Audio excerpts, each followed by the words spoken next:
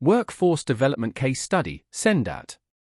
We spoke with Scott Gaskins, School Improvement Lead, Staff Development.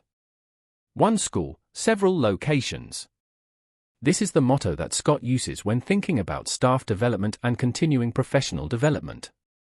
Through this mentality, Scott believes that the schools in SENDAT can punch above their weight when it comes to providing staff development opportunities. It is also a model that other multi-academy trusts and federations could adopt and benefit from. One of the ways that SENDAT facilitates staff undertaking CPD is by Scott acting as a roving leader within their schools, covering senior leaders for their own development or so they can support other staff within their setting.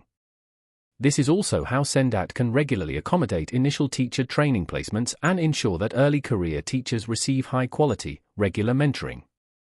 Mentoring is a great development opportunity for experienced middle leaders. They can share their knowledge and give time to teachers newly entering the profession. Mentors can be linked across the trust to work alongside each other, to support other staff. There is a desire to work together, says Scott. Looking at relationships in a less traditional way is key, as it allows greater variety in how they offer support. Due to the common operational threads across the trust, movement of staff between settings is easier, and support doesn't have to follow the traditional approach of one mentor, one mentee.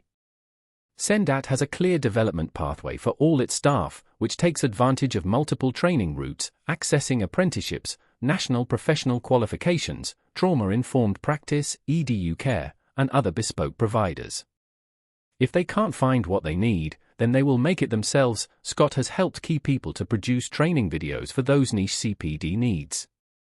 These can be accessed by all staff through the school website, and benefit ITT trainees, ECTs, and even experienced staff dealing with a new situation.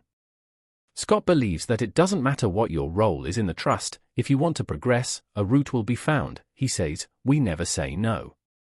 We say it might be really hard, but it can be done."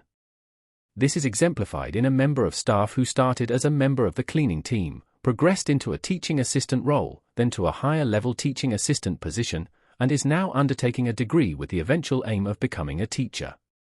Scott values the new suite of NPQs as it allows SENDAT to develop leadership capacity within their trust, especially in a sector which is continuing to grow and develop. Staff within the trust have progressed through the NPQs, starting with the NPQ in leading teaching to develop their own practice and understanding of teaching and learning, before moving on to the NPQ in senior leadership or NPQ in headship as they take on leadership roles. It is a key way in which we develop our core offer, growing our own leadership for the opportunities we know are coming, he says. However, CPD isn't just handed out like sweets. Either the school or the individual must have an identified need that the CPD will address. If a school has an area for development that NPQ participation would help to overcome, then a suitable member of staff will be approached to undertake the training, with the improvement goal always in mind. Their participation in the qualification will be linked to the school improvement plan, and outcomes are expected and regularly monitored. This accountability ensures that CPD is valued and not just seen as another badge to be acquired.